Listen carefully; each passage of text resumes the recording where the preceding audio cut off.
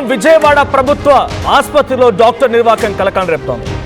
పెళ్లైనటువంటి విషయాన్ని దాచిపెట్టి నర్సును రెండో పెళ్లి చేసుకున్నాడు డాక్టర్. అయితే యువతితో 4 ఏళ్లు కాపురం చేసిన తరువాత డాక్టర్ భాస్కర్ ప్రసాద్ అనే వ్యక్తి మొదటి భార్యకి ఈ విషయం తెలియడంతో యువతిని దూరం పెట్టాడు డాక్టర్. ఇప్పటికే నర్సుకి 2 సార్లు అబార్షన్ కూడా చేయించాడట డాక్టర్ భాస్కర్ ప్రసాద్. 2018లో సన్ రైజ్ ఆసుపత్రిలో యువతి ఆ నర్సుతో భాస్కర్ ప్రసాద్కి పరిచయం ఏర్పడింది. 2024 ఏప్రిల్ 2న ఆ యువతిని పెళ్లి చేసుకున్నాడు డాక్టర్. అయితే డాక్టర్కి అప్పటికే ఫణినందిని అనేటువంటి ఒక మహిళతో పెళ్ళయింది, ఓ కుమార్తె కూడా ఉంది.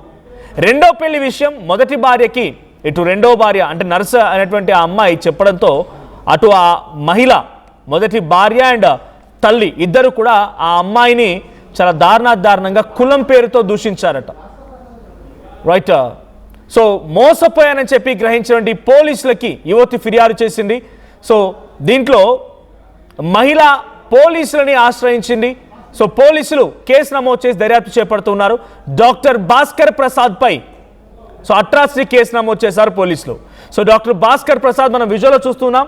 సో భాస్కర్ ప్రసాద్ దాంట్లో సన్ రైజ్ ఆసుపత్రిలో పనిచేస్తున్నప్పుడు ఆ యువతితో పరిచయం పెంచుకున్నాడు. ఆ పరిచయం కాస్త ప్రేమగా మారింది.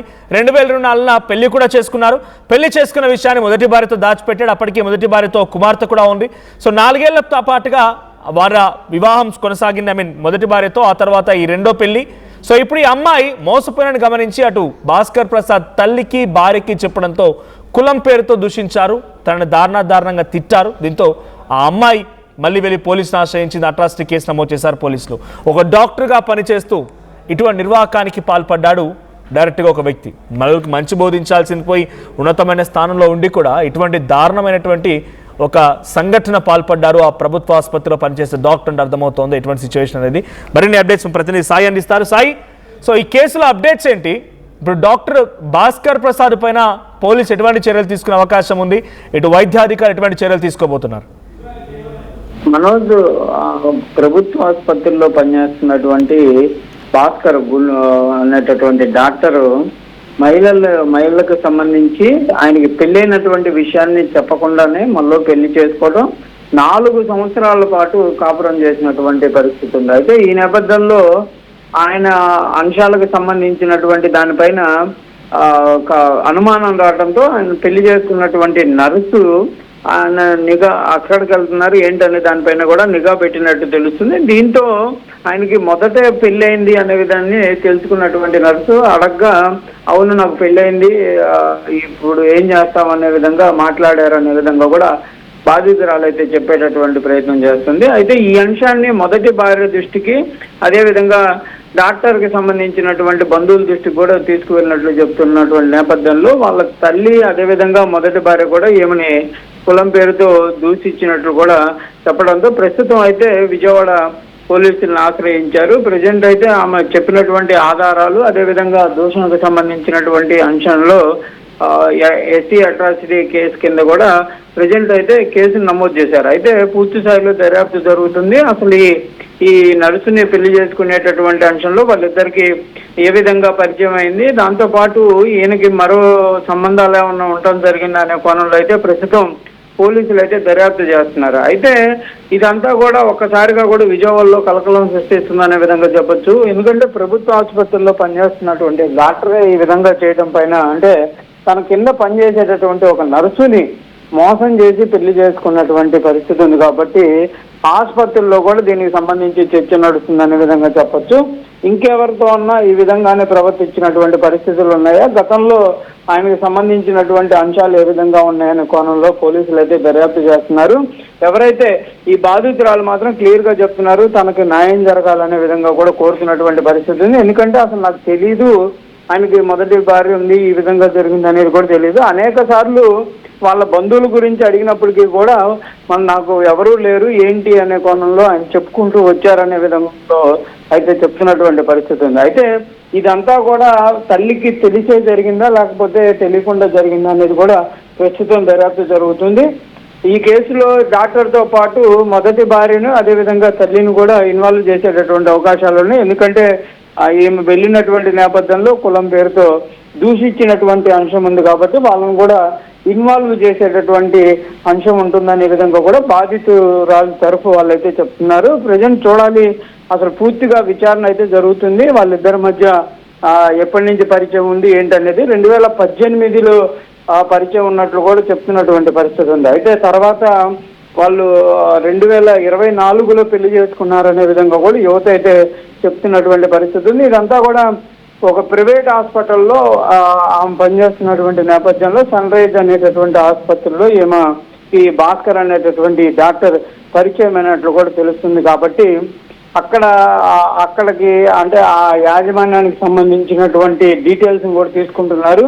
ఈ డాక్టర్కి ఆ యాజమాన్యానికి ఏమైనా కనెక్షన్లు ఉన్నాయా, ఈ నర్సుకు సంబంధించి పెళ్లి చేసుకున్న విషయం వాళ్ళకి ఏమైనా తెలుసా అనే అంశంలో కూడా దర్యాప్తు జరుగుతుంది. ఏదైనా కూడా పెళ్లి ఇదంతా చూస్తున్నప్పుడు ఎప్పుడు కూడా ఆ నర్సుకు అనుమానం కలగలేదా? అంటే ఎలా బయటపడింది విషయం? ఆయనకు ఆల్రెడీ వివాహం జరిగిందనే విషయం తనకు ఎలా తెలిసింది? మళ్ళీ అంటే ప్రధానంగా కూడా కొద్ది రోజుల పాటు అయితే ఆయన ఈమెతోనే ఉన్నట్లు కూడా బాధితురాలు చెప్తుంది. తర్వాత పదే టూర్లు అదేవిధంగా వేరే డ్యూటీలు ఉన్నాయి అనే విధంగా ఆయన వెళ్తున్నటువంటి నేపథ్యంలో నర్సుగా పనిచేస్తుంది కాబట్టి డాక్టర్కి సంబంధించిన డీటెయిల్స్ కనుక్కోవడం పెద్ద ఇబ్బందికరం కాదు కాబట్టి ఆమె నిఘా పెట్టినట్టు తెలుస్తుంది. వేరే వాళ్ళ ద్వారా అడిగించగా ఈయనకి మొదటి భార్య ఉంది, ఆల్రెడీ పెళ్ళయింది అనే విధంగా కూడా నర్సుకి అయితే తెలిసినట్లు కూడా నర్సు పోలీసులకు సంబంధించినటువంటి స్టేట్మెంట్లో చెప్పడం జరిగింది. అయితే ఈ అంశాన్ని నిలదీసినప్పటికీ కూడా బుకాయించేటటువంటి ప్రయత్నం చేశారనే విధంగా, దాంతోపాటు మొదటి భార్య ఎవరు, ఈయనకి సంబంధించినటువంటి తల్లిదండ్రులు ఎవరు అనేది పూర్తి స్థాయిలో కనుక్కొని తల్లి దృష్టికి తీసుకెళ్లారంట మొదట్లో. అయినా కూడా ఆమె రెస్పాండ్ అవ్వడంతో మొదటి భార్యకి చెప్పేటటువంటి ప్రయత్నం చేస్తే వాళ్ళిద్దరూ రివర్స్ అవ్వడంతో ఆ బాధితురాలు షాక్ గా గురైనట్టు కూడా తెలుస్తుంది. ఎందుకంటే తనకు వాళ్ళన్నా కనీసం సపోర్ట్ చేస్తారు, న్యాయం చేస్తారనే ఆశించి వాళ్ళ దగ్గరికి వెళ్తే వాళ్ళే రివర్స్ లో ఏం పైన అటాక్ చేయడం, అసలు ఆ భాస్కర్ అనేటటువంటి వ్యక్తికి నీకు సంబంధం లేదు అనే విధంగా వాళ్ళు బుకాయించడంతో ఇవి ఇంకేం చేయాలో తెలియక కొంతమంది ఆమెకు సంబంధించి కానీ డాక్టర్కి సంబంధించినటువంటి మధ్యలో ఉండేటటువంటి వాళ్ళు ఎవరైతే ఉంటారో వాళ్ళ ద్వారా పోలీసులను కూడా ఆశ్రయించినట్టు తెలుస్తుంది. ఏదైనా కూడా జరిగినటువంటి సంఘటన అంతా కూడా పెళ్లి అనేది చెప్పకుండా చేసుకోవడం ఒక కేసు అయితే, ఆమెను కులం పేరుతో దూషించడం అనేది కూడా పూర్తి స్థాయిలో అట్రాసిటీ కేసులు వస్తాయనే విధంగా కూడా పోలీసులు చెప్తున్నారు. ఇదే ఆ కోణంలో అయితే కేసు నమోదు చేశారు. ఇంకా డాక్టర్ని అయితే అదుపులోకి తీసుకున్నటువంటి పరిస్థితి లేదు కాబట్టి మరి ఎప్పుడు తీసుకుంటారు ఏంటి అనేది కూడా చూడాలి. ఎందుకంటే ప్రభుత్వ ఆసుపత్రుల్లో పనిచేస్తున్నటువంటి డాక్టర్ కాబట్టి కంపల్సరిగా ఆయనకి నోటీసులు ఇచ్చేటటువంటి పరిస్థితి ఉంటుందా, లేకపోతే ఎలాంటి పరిస్థితులు ఉంటాయనేది చూడాలి. Right, thank you Sai.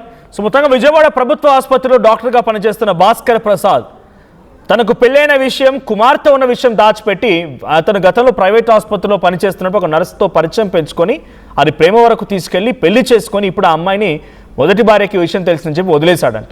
అయితే మొదటి భార్య నాకు చెప్పకుండా పెళ్లి చేసుకొని నన్ను మళ్ళీ మోసగించామని చెప్పి ఆ భార్య అంటే రెండోసారి పెళ్లి చేసుకున్న ఆ యువతి నర్సు అటు భాస్కర్ ప్రసాద్ తల్లికి భార్యకి చెప్పడానికి వెళ్తే వారిద్దరూ కులం పేరుతో దూషించారు, చాలా అసభ్యంగా మాట్లాడుకొచ్చారని చెప్పి ఇప్పుడు నర్స్ పోలీసుల దగ్గర ఫిర్యాదు ఇచ్చింది. సో అట్రాసిటీ కేసు కూడా నమోదు చేశారు.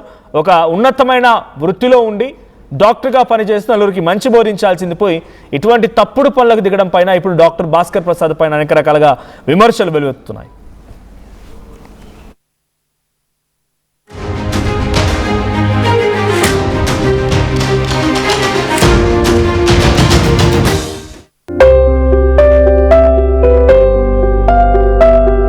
చిన్న చిన్న ఆనందాలు 35 ఏళ్లుగా నా జీవితంలో లేవు. 35 ఏళ్లుగా నేను డైపర్లలో బ్రతికాను. 6 సెంటీమీటర్ల ఫిస్టులా నా మూత్రాశయంలో లీకు కారణమైంది. ఎవరూ నాకు సహాయం చేయలేకపోయారు. ఏఐఎన్యూలో వైద్యులను కలిసే వరకు అక్కడ వారు రోబోటిక్ శస్త్రచికిత్సతో నాకు పరిష్కారం ఇచ్చారు. వారు నా ఆత్మవిశ్వాసాన్ని కూడా తిరిగిచ్చారు. Precision care makes it possible. The Center for Robotic Surgery at AINU